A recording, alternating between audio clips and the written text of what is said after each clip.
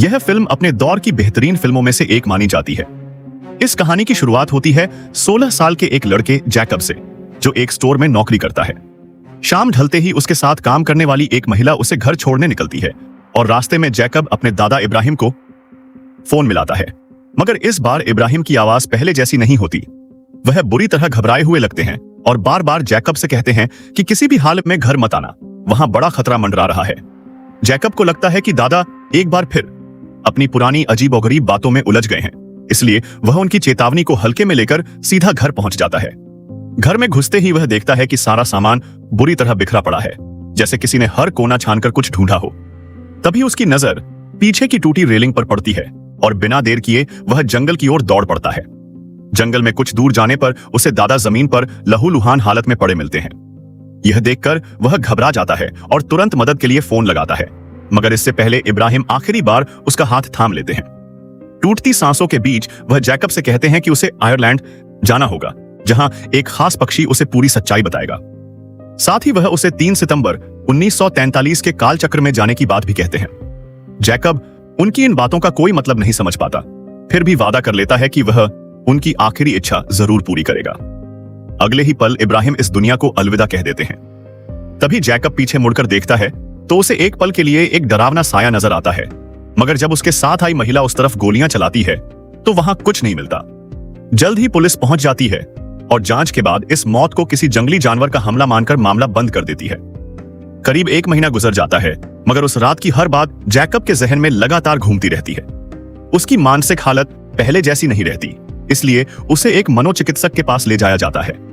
वहां बैठकर जैकब अपने बचपन की यादें खंगालता है। उसे याद आता है कि दादा हमेशा आयरलैंड की एक रहस्यमयी जगह की कहानियां सुनाया करते थे, जहां कुछ ऐसे बच्चे रहते थे जिनके पास अलग अलग तरह की जादुई शक्तियां थीं।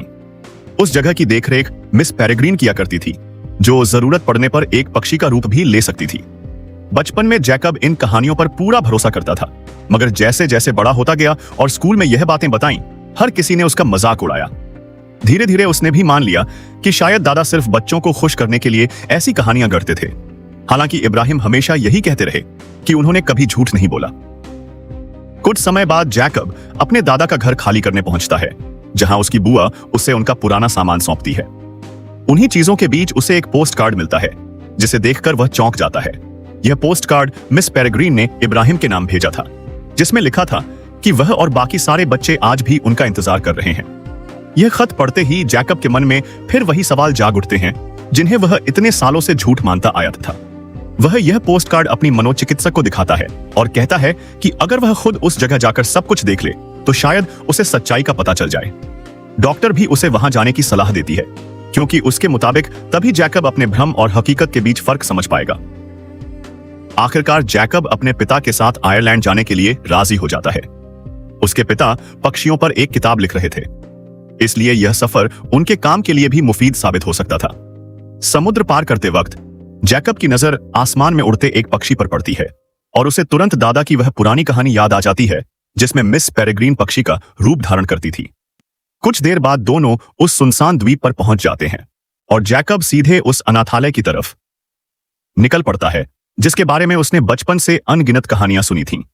मगर वहां पहुंचकर उसकी सारी उम्मीदें चकनाचूर हो जाती हैं, क्योंकि पूरी इमारत खंडहर बन चुकी थी।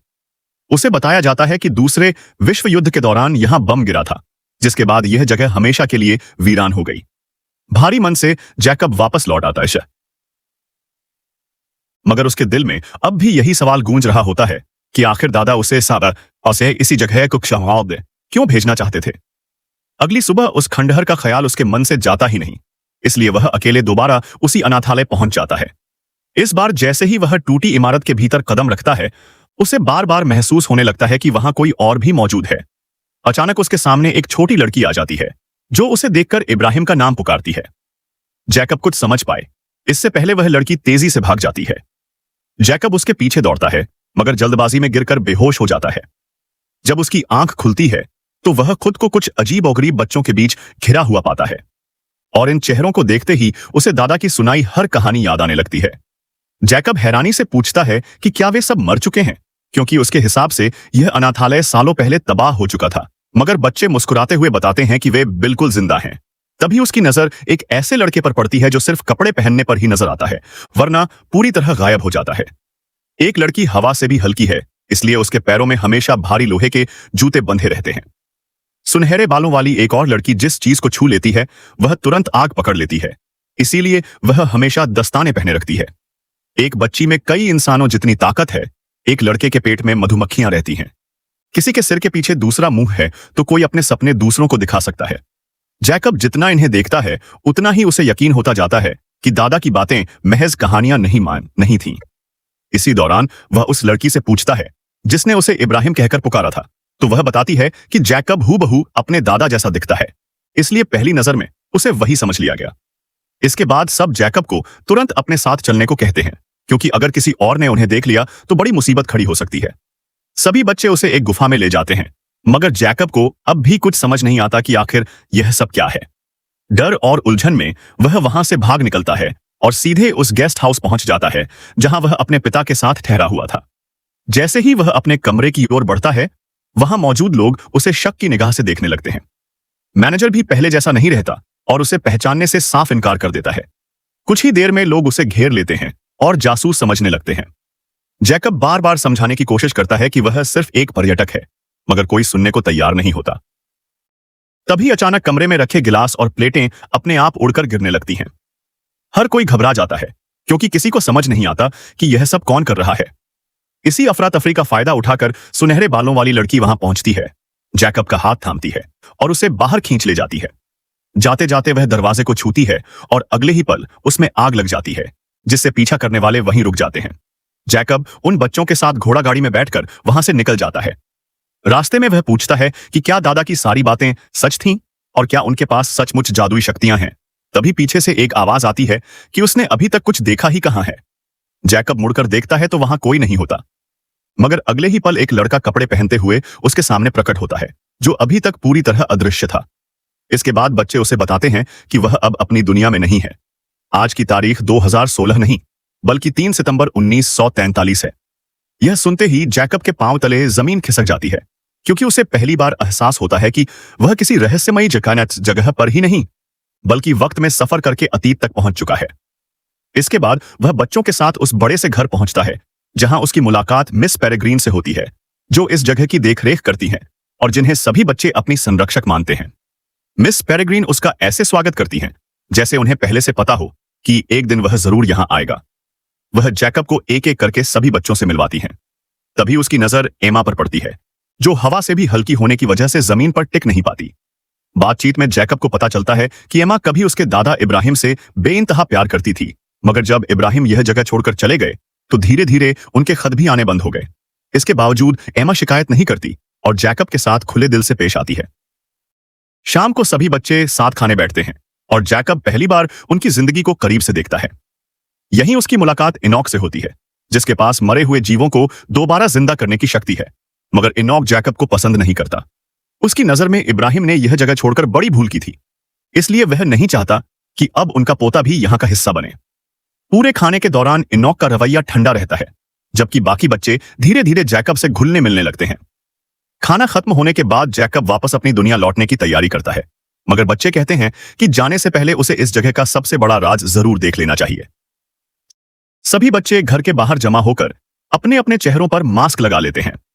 कुछ ही पल बाद आसमान में जंगी जहाज दिखाई देने लगते हैं, जो तेजी से उनकी ओर बढ़ते हैं। जैकब कुछ समझ पाता उससे पहले एक जहाज उनके घर पर सीधा बम गिरा देता है, मगर जैसे ही बम घर से टकराने वाला होता है, मिस पेरेग्रीन अपनी खास घड़ी निकालकर उसकी शक्ति का इस्तेमाल करती हैं और अगले ही पल समय पीछे लौट जाता है। पूरा दिन फिर उसी सुबह से शुरू हो जाता है, जैसे कुछ हुआ ही न हो। अब मिस पेरेग्रीन जैकब को इस जगह का सबसे बड़ा राज खोलती हैं। यह जगह एक कालचक्र के भीतर मौजूद है, जहां हर दिन सिर्फ 3 सितंबर 1943 ही दोहराया जाता है।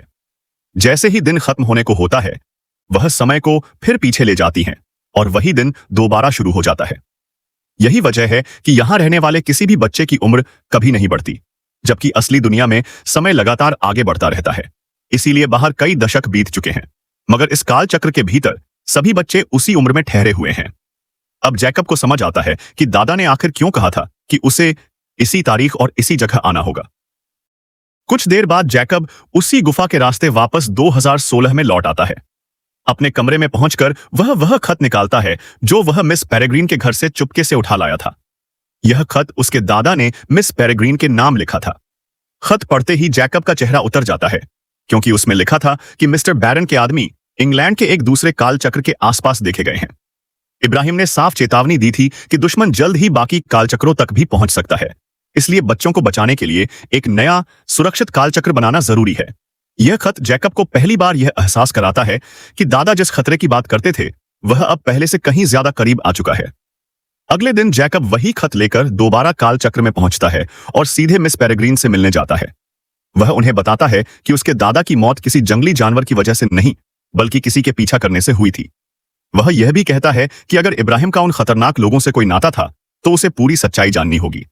मिस पेरेग्रीन उसके हाथ में खत देखकर डांटते हुए कहती हैं कि उसे बिना इजाजत यह खत नहीं लेना चाहिए था, मगर साथ ही समझ जाती हैं कि अब जैकब को सच से ज्यादा दूर नहीं रखा जा सकता। फिर भी वह पूरी बात बताने से बचती हुई उसे अपने साथ चलने को कहती हैं। इसके बाद एमा जैकब को एक ऐसी जगह ले जाती है जहां वह पहले कभी नहीं गया था। वहां पहुंचकर जैकब देखता है कि मिस पेरेग्रीन पहले से किसी चीज का इंतजार कर रही हैं, जैसे उन्हें ठीक ठीक पता हो कि अगले ही पल क्या होने वाला है। कुछ ही देर में एक अदृश्य दैत्य वहां आ पहुंचता है जो बाकी बच्चों को बिल्कुल नजर नहीं आता, मगर जैकब उसे साफ साफ देख लेता है। मिस पेरेग्रीन बिना देर किए उस दैत्य पर हमला बोलती हैं और आखिरकार उसे मार गिराती हैं। यह पूरा नजारा देखकर जैकब दंग रह जाता है। दैत्य के मरने के बाद एमा पूछती है कि क्या उसने भी उस जीव को देखा था। जैकब हां में जवाब देता है तो एमा बताती है कि यही उसकी असली ताकत है, क्योंकि उस दैत्य को यहां का कोई भी बच्चा नहीं देख सकता। वह कहती है कि यही शक्ति उसके दादा इब्राहिम में भी थी। जैकब अब भी खुद को एक साधारण लड़का मानता है, मगर एमा समझाती है कि अगर वह आम इंसान होता तो कभी इस कालचक्र में दाखिल ही नहीं हो पाता। तभी मिस पेरेग्रीन भी वहां आ जाती हैं और बताती हैं कि उन्हें जैकब के जन्म से ही उसकी शक्ति का पता था। इब्राहिम चाहते थे कि उनका पोता पहले एक सामान्य जिंदगी जिए, इसलिए उन्होंने उसके 18वें जन्मदिन से पहले यह राज कभी नहीं खोला। इसके बाद मिस पेरेग्रीन जैकब को एक पुरानी किताब दिखाती हैं जिसमें उनका पूरा इतिहास दर्ज है। वह बताती हैं कि कभी कुछ खास लोग कालचक्र में रहते रहते थक चुके थे और मानते थे कि अगर एम्ब्रेन की ताकतों का सही तरीके से इस्तेमाल किया जाए तो वे कालचक्र से बाहर भी हमेशा जवान रह सकते हैं।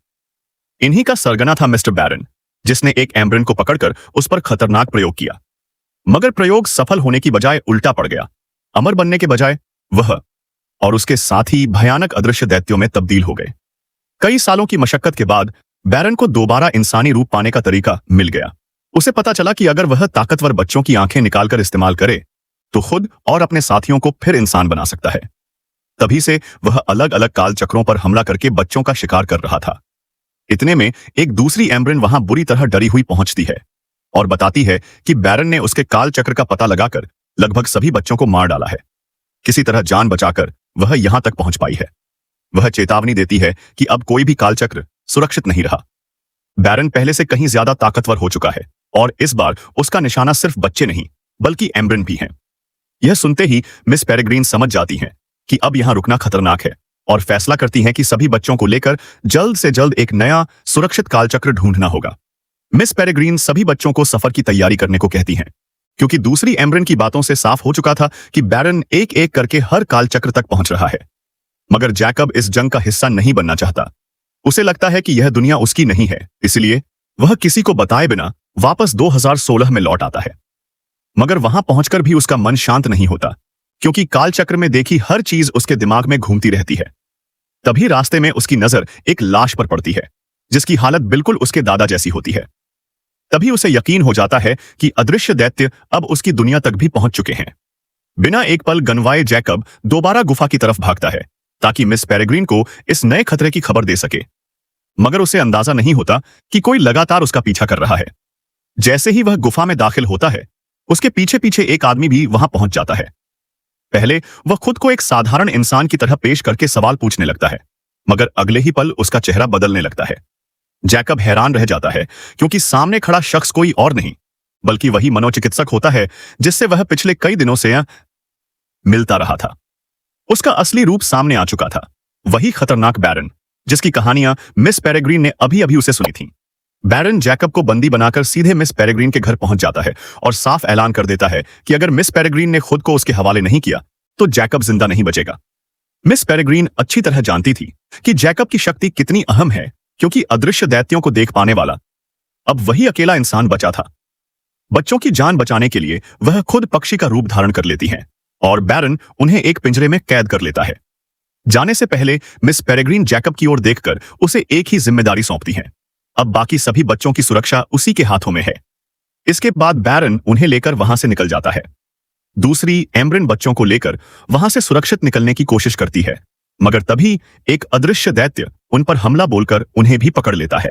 इस अफरा तफरी के बीच जैकब और बाकी सारे बच्चे किसी तरह घर से बाहर निकलने में कामयाब हो जाते हैं।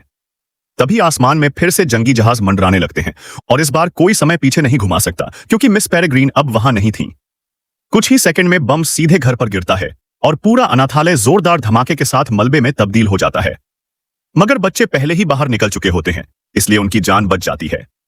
उसी धमाके में वहां मौजूद अदृश्य दैत्य भी खत्म हो जाता है और अब उनके पास लौटने के लिए कोई घर नहीं बचता। घर पूरी तरह तबाह होने के बाद जैकब सभी बच्चों को इकट्ठा करता है।